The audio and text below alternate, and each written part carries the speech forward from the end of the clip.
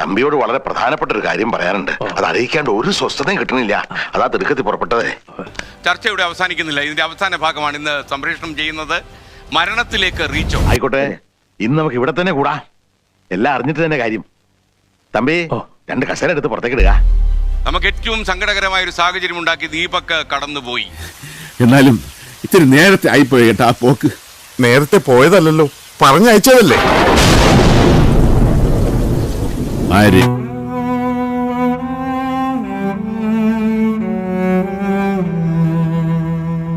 വിധിക്കാൻ പറ്റില്ല. ഇപ്പൊ എന്താ സംഭവിച്ചത്? വിധിച്ചു എല്ലാരും കൂടെ. അത് തെറ്റാണ്.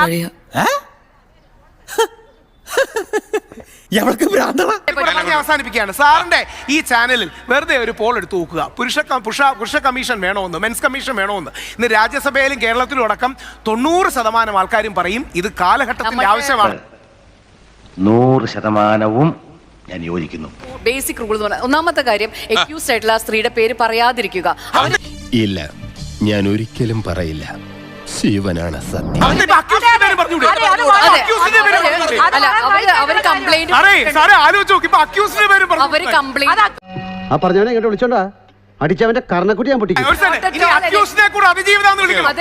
എന്നാൽ ഈ കേസിലെ അതിജീവിതയെ കുറിച്ച് പറയൂ. ബാക്കി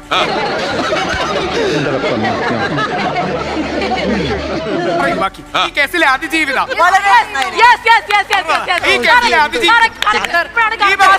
പോലുള്ള ആൾക്കാര്, അരുണിമ ബാക്ക് പാക്കർ അരുണിമ പോലുള്ള ആൾക്കാര് റിയൽ ആയിട്ടുള്ള അബ്യൂസ് റിപ്പോർട്ട് ചെയ്യുമ്പോൾ അതിനിടയിൽ എന്ത് കമന്റുകളാണ് വരുന്നത്? തൂറാത്തവൻ തൂറുമ്പം തീട്ടം കൊണ്ട് ആറാട്ട്.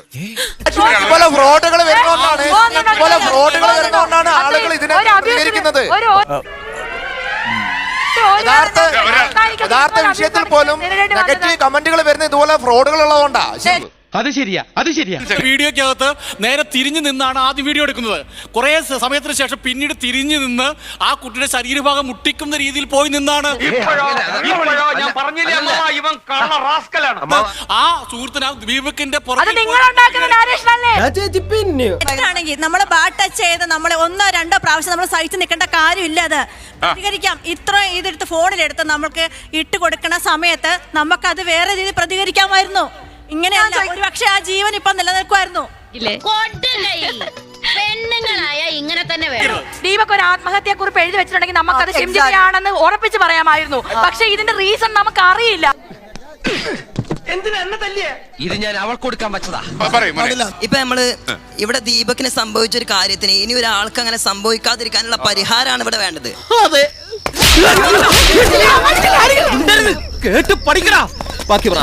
ഇവിടെ നമ്മൾ പരസ്പരം ഒരു ആവശ്യമില്ലാത്ത സംസാരങ്ങൾ സംസാരിച്ചുകൊണ്ടിരിക്കുക. ഇവിടെ ശിംജിത തെറ്റുകാരനാണെന്നോ അല്ലെങ്കിൽ ശിംജിത തെറ്റുകാരനാണെന്നോ നമ്മൾ ഇവിടെ സംസാരിച്ചിട്ട് കാര്യമില്ല. ഇവിടെ പലർക്കും പലരും അഭിപ്രായങ്ങളുണ്ടാവും. ആ കമന്റ് ബോക്സിൽ വന്ന അഭിപ്രായങ്ങളെ പോലെ നമ്മളും ഇവിടെ കടന്നത് പരസ്പരം തർക്കിക്കും. കൊള്ളാം മോനെ, നിന്നെ ഞാൻ നിരുത്സാഹപ്പെടുത്തുന്നില്ല. നമ്മളെ സ്ത്രീകൾക്കും കുട്ടികൾക്കും പ്രത്യേക പരിഗണന ഉണ്ട് എന്ന് നേരത്തെ ഇവിടുന്ന് പറഞ്ഞിരുന്നു. അതായത് അവരുടെ ചിത്രങ്ങൾ പുറത്തു വിടില്ല. അങ്ങനെ സ്ത്രീകൾക്കും കുട്ടികൾക്കും ഒരു പരിഗണന ഉണ്ട്. എൻ്റെ ഒരു അഭിപ്രായത്തിൽ പുരുഷനും അതുപോലെ തന്നെ ഒരു പരിഗണന വേണം. ഇവിടെ സ്ത്രീക്ക് ഇങ്ങനെയുള്ള ഒരുപാട് കേസുകൾ, ആരോപിതമായിട്ടുള്ള ഒരുപാട് കേസുകൾ തെളിഞ്ഞിട്ടുണ്ട്. അതിനെ അടിസ്ഥാനമാക്കിയിട്ടെങ്കിലും പുരുഷന് പരിപൂർണ രീതിയിലുള്ള പ്രൈവസി കൊടുക്കണം. തോമ വിചാരിച്ചു ഭൂമിയിൽ ഉശിരുള്ള ആൺചെറുക്കൻ ഞാൻ മാത്രമാണെന്ന്. അല്ല, ഞങ്ങളുടെ ചിത്രങ്ങളും സ്ത്രീകളെ ചിത്രങ്ങൾ എത്രമാത്രം അവർക്ക് പ്രൈവസി കൊടുക്കുന്നുണ്ട്. അതുപോലെ തന്നെ ഞങ്ങൾക്ക് പരിഹാരം.